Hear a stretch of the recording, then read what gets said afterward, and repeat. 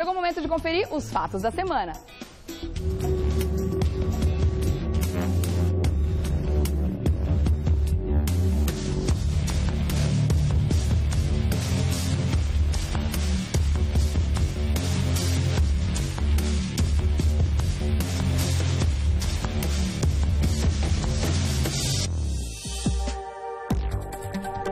O assunto não poderia ser outro, né? Operação Lava Jato. Na semana passada, o ministro Teori Zavascki autorizou a abertura de inquérito contra 47 políticos para apurar a participação deles no esquema investigado pela Operação Lava Jato, que envolve o escândalo do Petrolão. Dá uma olhada nesse VT.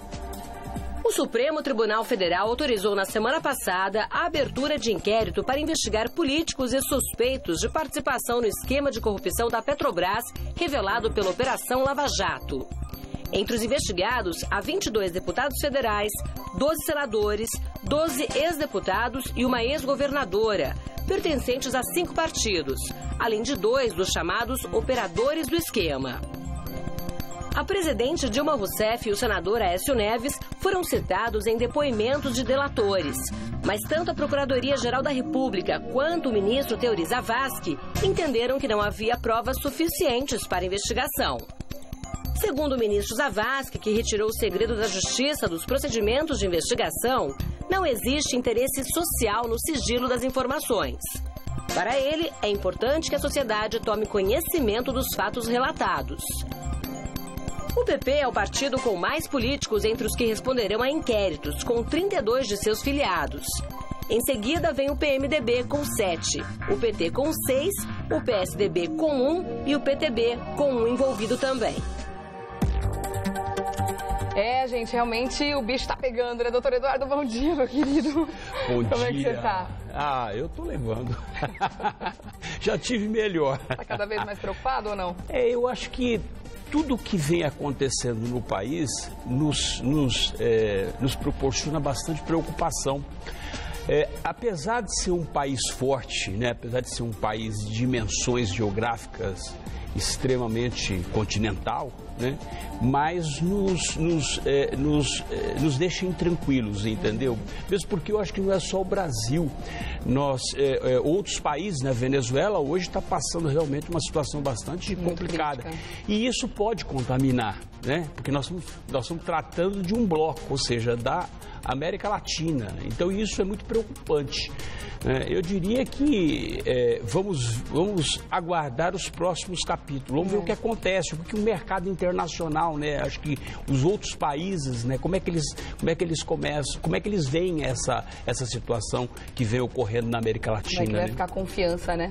Nesse bloco daqui. Agora, é claro que a gente vai falar sobre esse assunto também. Vamos falar sobre as indicações dos 47 políticos que vão ser investigados a partir de agora. Vamos falar sobre o panelaço de domingo. Mas nesse momento, Pedro Barusco depõe na CPI da Petrobras. A sessão é pública e está sendo acompanhada pela imprensa. O ex-gerente de serviços da Petrobras é o primeiro convocado a comparecer ao colegiado.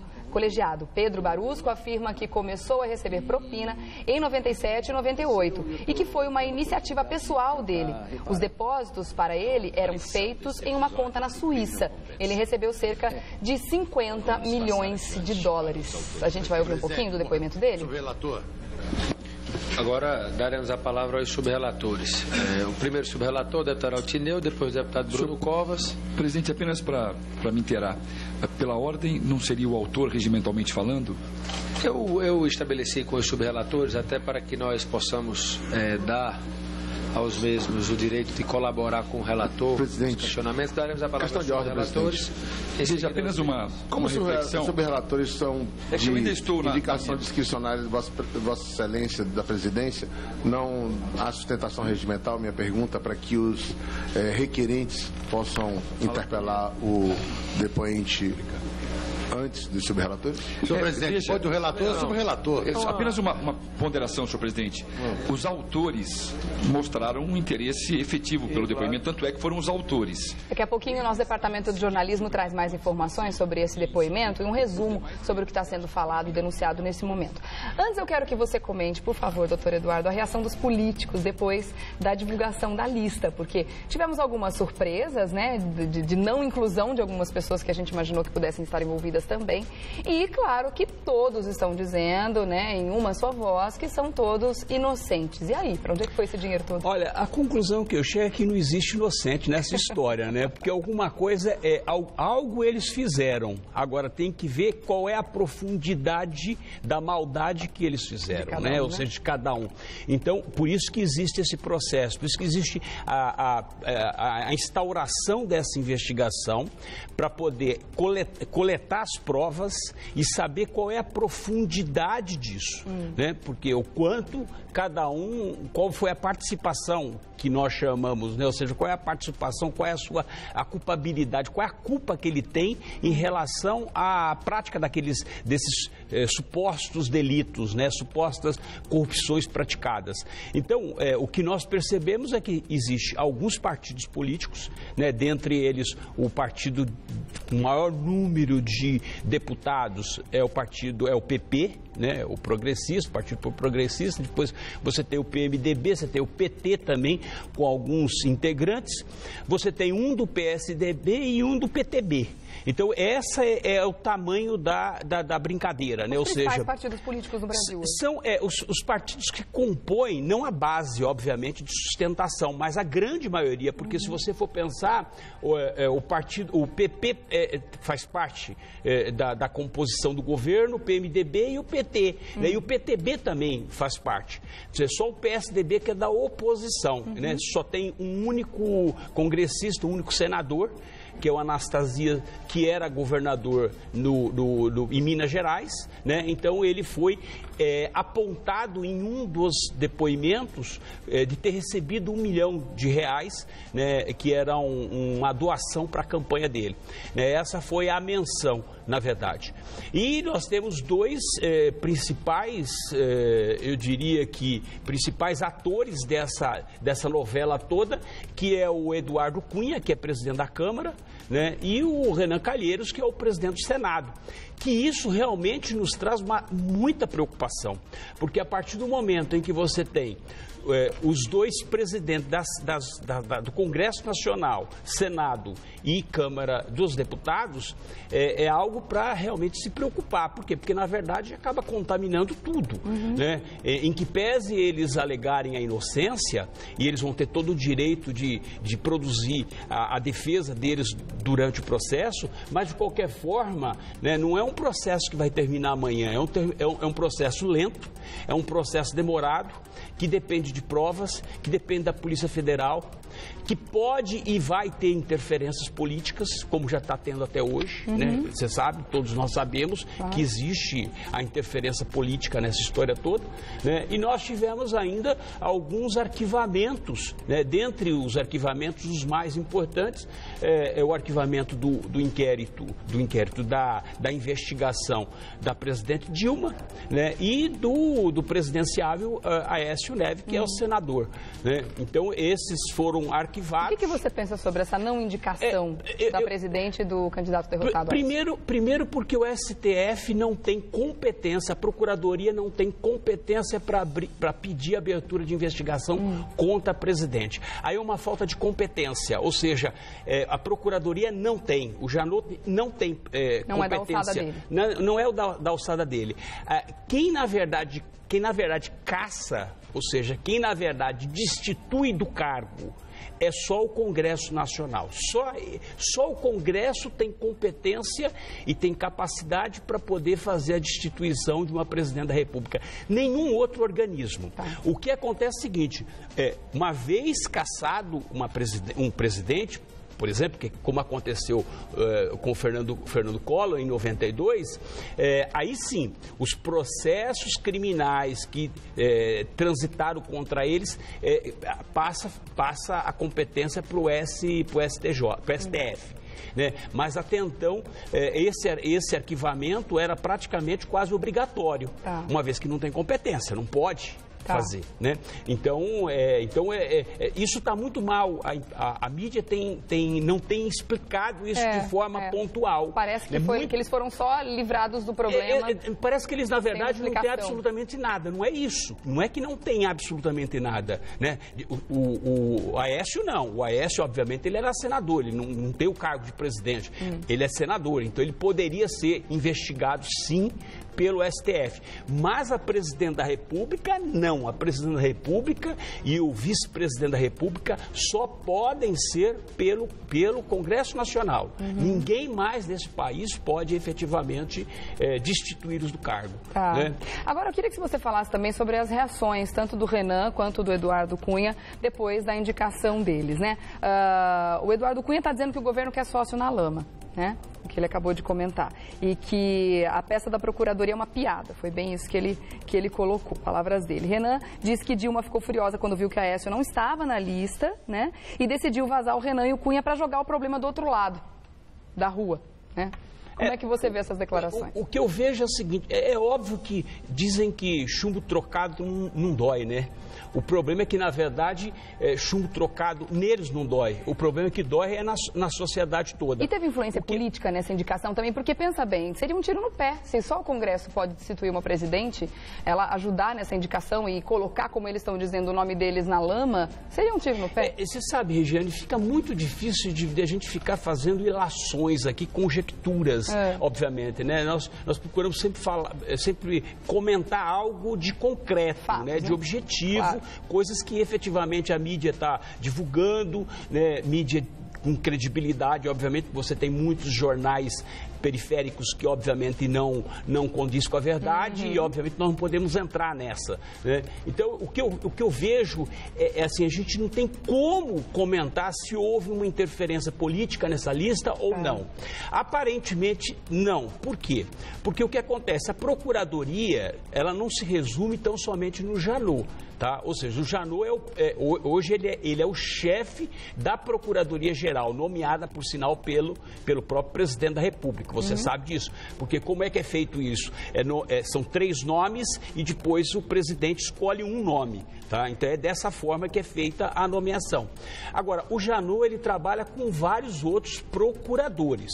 Para ter uma interferência política, você teria que fazer uma tratativa com um grupo.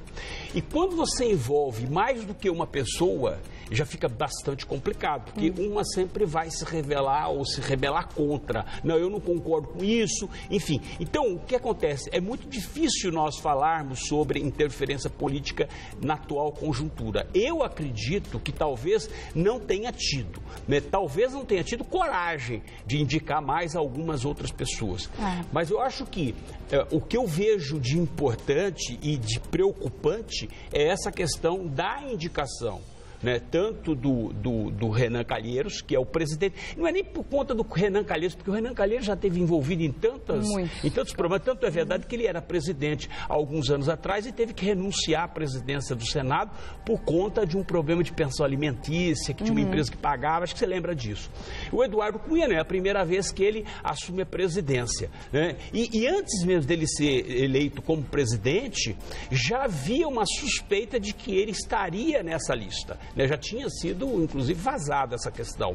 Então, eu acho que essas duas preocupações. Os demais, eu acho que esses deputados, obviamente, eles já são velhos conhecidos. Ou seja, você sabe que todos nós sabemos que é complicado. Tem muitos deputados que estão lá para fazer negócio, balcão de negócio, essa que é a verdade. Por isso que eu sempre brinco, não existe inocente nessa história, né? Ou seja, alguma coisa eles fizeram, porque senão não estariam na lista, né? Então, o que eu vejo é que nós vamos ficar estagnados por mais um tempo. O país não vai crescer por mais um tempo. Nós tivemos aí com a própria fala da presidente, né, o pronunciamento da presidente, de que o país vai entrar num processo, ela não disse isso abertamente, mas está subentendido, está entre linhas, de que nós vamos entrar numa recessão, obviamente, o país está caminhando para isso, né, porque ninguém suporta isso, né, é um ladrão o tempo todo, é dinheiro escoando o tempo todo, ou seja, é o funcionário funcionalismo público crescendo, inchando, né? As despesas do governo. Você vê, hoje eu estava assistindo pela manhã aí um dos noticiários, ou seja, várias universidades federais não receberam os repasses e, consequentemente, não iniciaram as aulas. Ou seja, não tem dinheiro para pagar a limpeza da universidade. Isso é muito sério, porque na verdade atinge o quê? Atinge aquilo que tem de mais importante, é a formação do caráter, né, do conhecimento, daqueles que vão conduzir esse país ao dia de amanhã. Então eu acho que o nosso futuro, eu sempre digo, quando existe uma situação como essa que nós estamos vivendo, nós levamos uma década, 2 décadas para poder colocar a casa em ordem.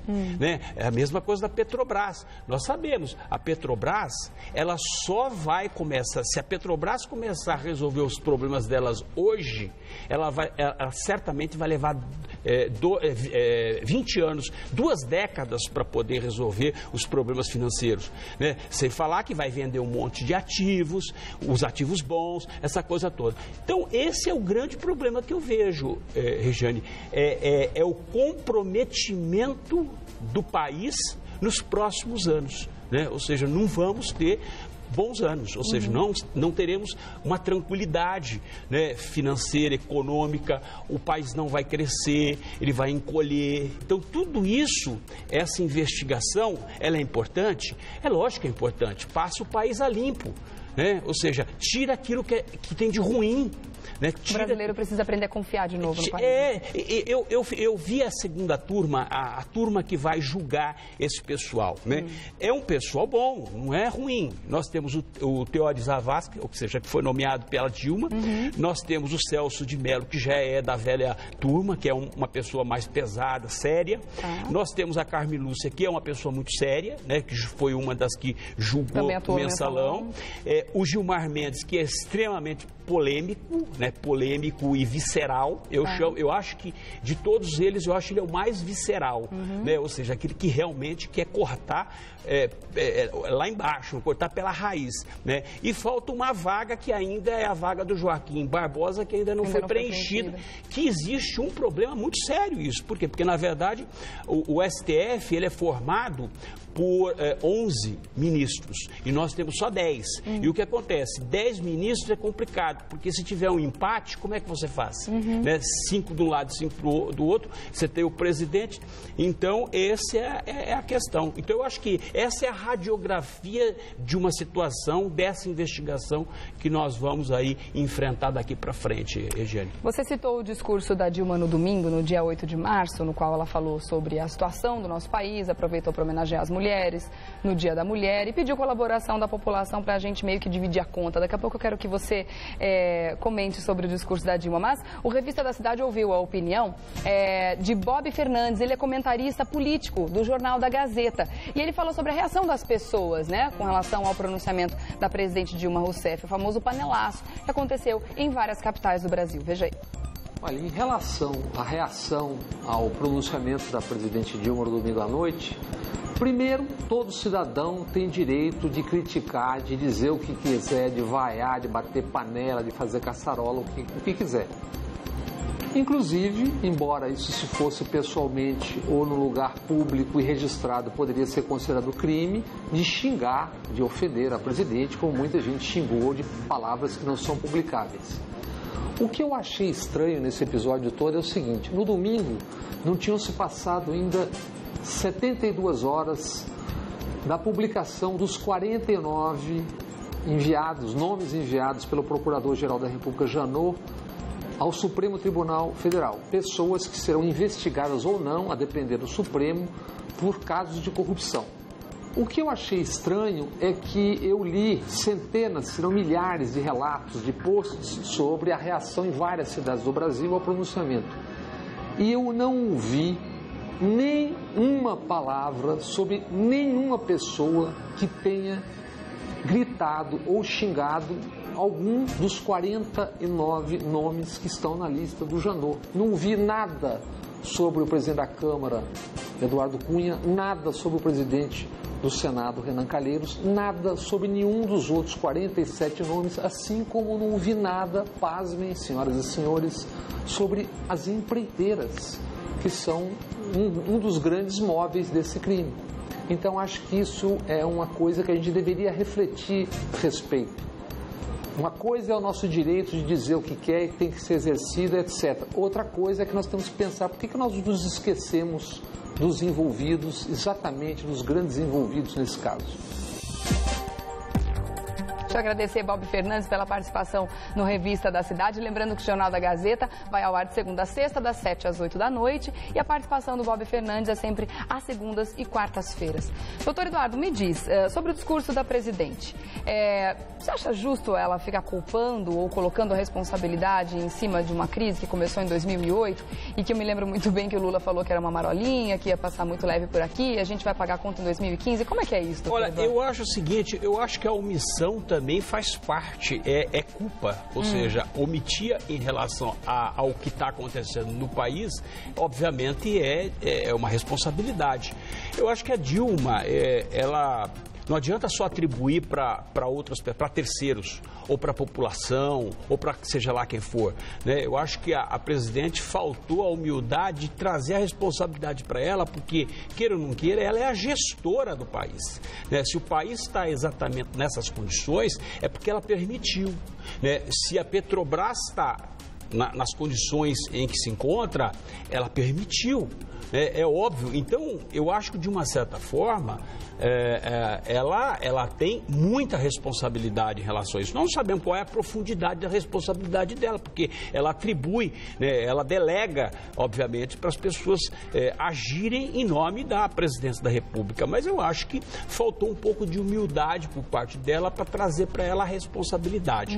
Com relação à questão do panelaço, eu acho que, na verdade, nós precisamos bater tambor para ver se melhora, que vem chuva e daí por diante. Na sequência que é um chuvão em São Paulo, tem muita gente perguntando se a solução está aí. Talvez tenha sido essa a solução, né? Agora, é óbvio, o que é inconcebível, né, inadmissível, obviamente, é o xingamento. Claro. Né? Apesar de você ter o direito à liberdade de expressão, a liberdade de falar o que pensa, assegurado pela Constituição, também não lhe dá o direito, efetivamente, de xingar uma presidente da República. Isso eu acho um pouco de exagero. Você quer protestar? Proteste da forma em que você acha correto, politicamente correto, né? Então, eu acho que esse é o meu posicionamento. Para não perder a razão, inclusive. Exatamente. Agora, ela, até para a gente fechar e finalizando, esse discurso que a Dilma fez agora, esse discurso devia ter sido feito assim que ela assumiu o país, ou seja, assim que ela assumiu o segundo mandato. Agora foi muito tarde e, obviamente, ela só poderia receber as críticas e o panelaço, né, que recebeu. Então, eu acho que esse é a situação em que o país vive. Nós não sabemos o que vai acontecer, porque agora estamos dependendo dos organismos né, o Poder Judiciário, que vai se manifestar, e a partir daí vamos ver o que efetivamente vai acontecer com o país. Espero que melhore. Né? Nós estamos torcendo para que isso aconteça. Né? Quantos anos você imagina que deve durar a Lava Jato até a gente conseguir condenar alguém? Olha, eu vou falar para você, Mensalão durou 10 anos quase, 10 anos praticamente. Eu acredito que seja um pouco mais rápido esse caso aqui, mas isso é longo porque a investigação é demorada, não é tão fácil. Só para ter uma ideia de quanto tempo a gente vai falar sobre isso aqui ainda no Revista. Para cima de 5 anos, isso certamente. Vai terminar esse mandato e ainda vai continuar investigando, isso com toda certeza. Tá certo. Doutor Eduardo, obrigada, te agradeço demais a presença aqui no Revista de hoje. Agradeço. Lembrando que o contato do Doutor Eduardo no Facebook, 500 Melhores Júris, e na terça-feira que vem ele volta para a gente continuar falando sobre esse e tantos outros assuntos importantes para o nosso país, para o nosso futuro. Ótima semana. Obrigada, doutor Eduardo. Para você também.